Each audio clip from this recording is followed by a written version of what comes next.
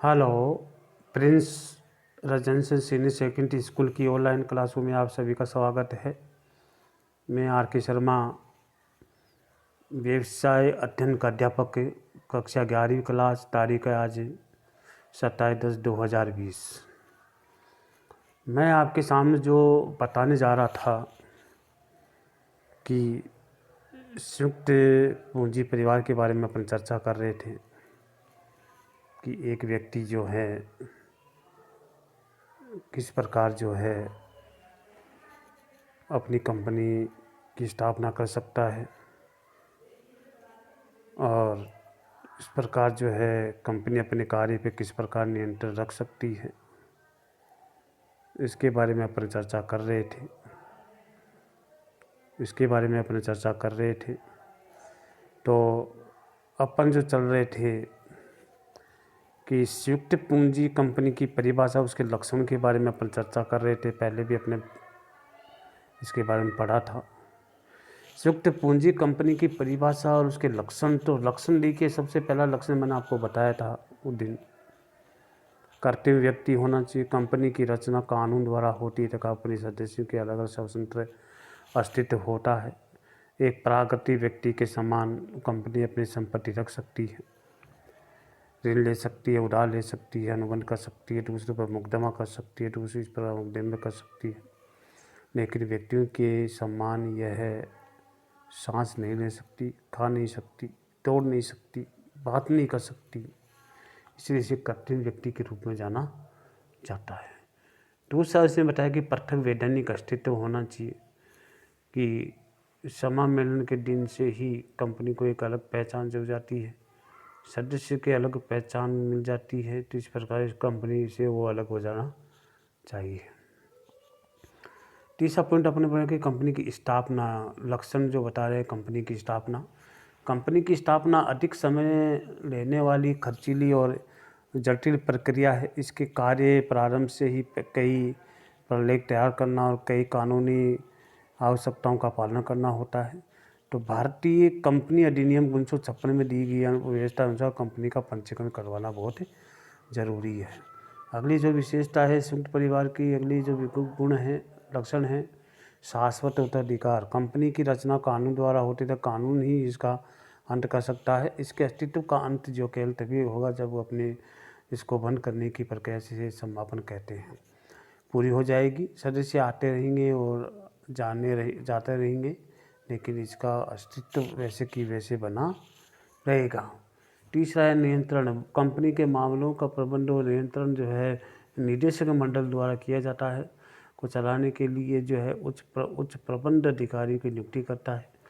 निवेशकों की स्थिति अत्यंत महत्व की होती है, क्योंकि कंपनी के कार्य के लिए अंशधारी प्रति सीधे उत्तरदायी होते हैं। वैसे अंशधारियों को व्यवसाय के दिन प्रतिदिन संचालन में भाग लेने का अधिकार नहीं होता है।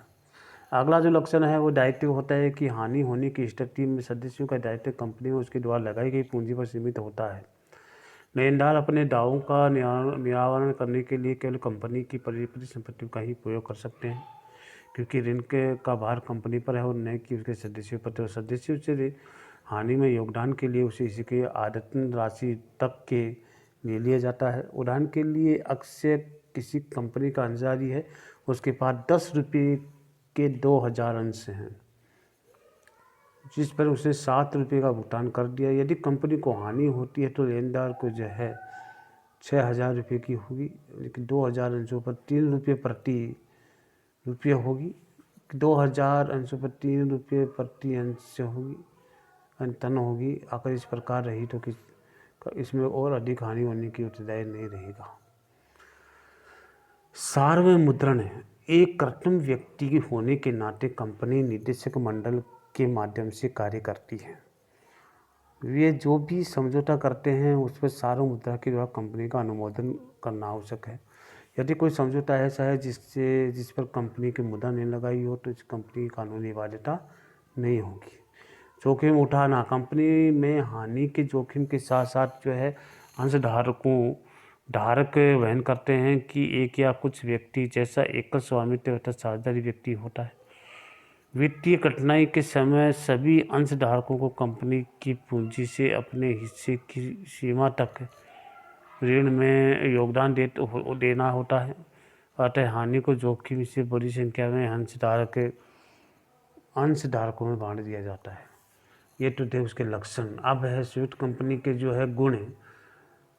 कंपनी का एक लाभ जिसमें कुछ सच्चाई सीमित दायित्व पाया जाता है। अंशधारक अपनी अंश की राशि की सीमा जो है निपटान के लिए कंपनी की परिसंपत्तियों का जो है उपयोग किया जाता है कर सकते हैं। और स्वामी की निजी संपत्ति सभी प्रकार निजी संपत्ति हर प्रकार के प्रभाव से मुक्त रहती है। इसके लिए जो कि कम होता है।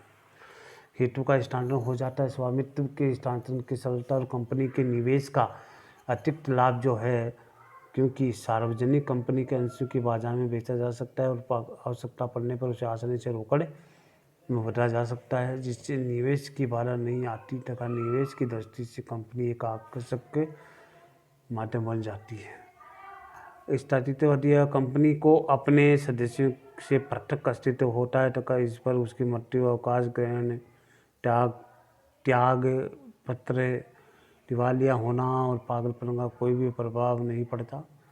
कंपनी के सभी सदस्यों की मृत्यु पर ही कंपनी पर अस्तित्व प्रभाव पड़ता है। इसका समापन सभी कंपनी अधिनियम के प्रावधान के अनुसार ही होता है। तो ये कह रहे हैं कि अगर कंपनी में अगर 4-5 पार्टनर हैं, एक अगर उसमें ख़त्म हो जाता है या मर जाता है या मृत्यु हो जाती है तो उससे कंपनी पे कोई प्रभाव नहीं पड़ेगा। कंपनी में प्रभाव कब पड़ेगा? जब सारे जो पार्टनर ख़त्म हो जाते हैं।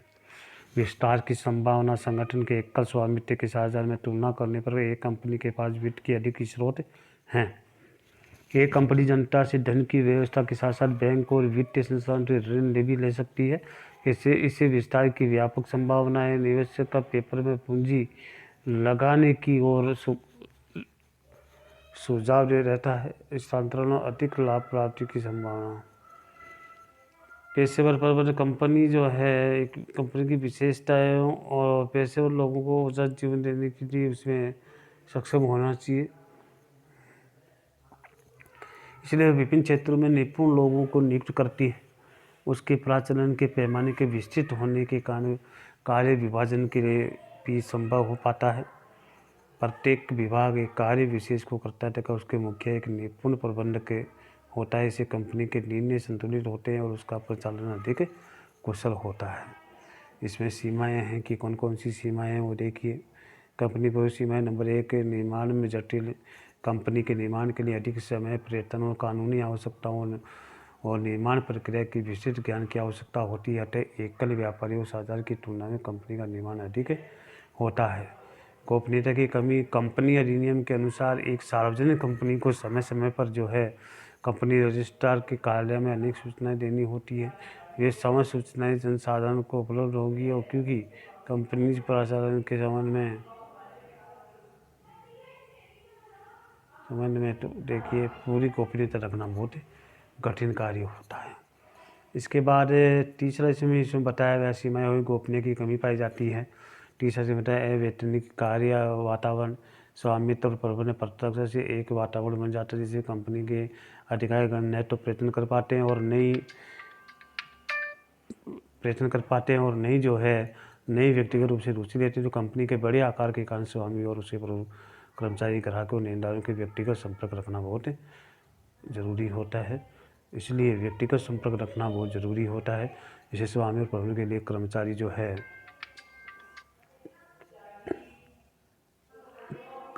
जो है अपना कार्य कर पाते। लेनदारों को व्यक्तिगत संपर्क रखना बहुत कठिन होता है। इसलिए आज की क्लास में इतना है। आगे जो है आगे की टॉपिक आपको